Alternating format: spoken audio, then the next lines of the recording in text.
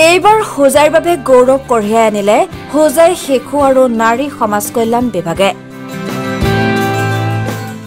আপোনালোকে নিশ্চয় জানে যে বিগত সেপ্টেম্বৰ মাহটো সদৌ অসম ৭ম ৰাষ্ট্ৰীয় পোষণ মাহ হিচাপে হোজাই তথা অসমৰ বিভিন্ন প্ৰান্তৰ অংগনৱাড়ী কৰ্মীসকলে পালন কৰি আহিছে।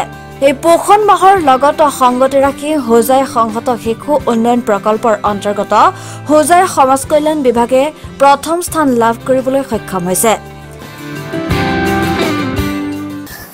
৭ম ৰাষ্ট্ৰীয় পোষণ মাহত আমি হোজাই জিলায় maximum on spot growth monitoring of children এইটো পাৰ্টত আমি গোটেই অসমৰ ভিতৰত প্ৰথম প্ৰাইজ পাইছোঁ। আৰু এই প্ৰথম প্ৰাইজ পোৱাৰ বাবে মই মোৰ হোজাই জিলাৰ সমূহ কৰ্মচাৰীবৃন্দক সমাজ কল্যাণ বিভাগৰ সমূহ কৰ্মচাৰীবৃন্দক মই বহুত বহুত ধন্যবাদ জনাইছোঁ। আৰু আহি থকা দিনতো আমি পাম বুলি আমি সদায় ভালকৈ কাম কৰি যাম বুলি আমি সংকল্পবদ্ধ। গোলাঘাট জিলাত আমাৰ সামৰণি অনুষ্ঠানত মাননীয় WCD মিনিষ্টাৰ মাননীয় অজন্তা নেওগ বাইদেৱে আমাক বঁটা বিতৰণ কৰিছে। আৰু উক্ত সভাত কেইবাজনো মন্ত্ৰী বিধায়কৰ উপস্থিতিত আমাক বঁটা বিতৰণ কৰিছে। আমি নথৈ সুখী।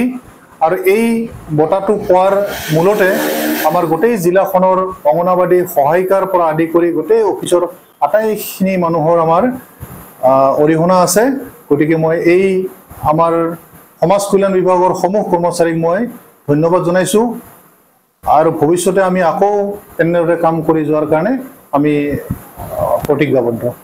লংকাৰ পৰা ৰাজু দাসৰ ৰিপৰ্ট, নিউজ 24 অসম।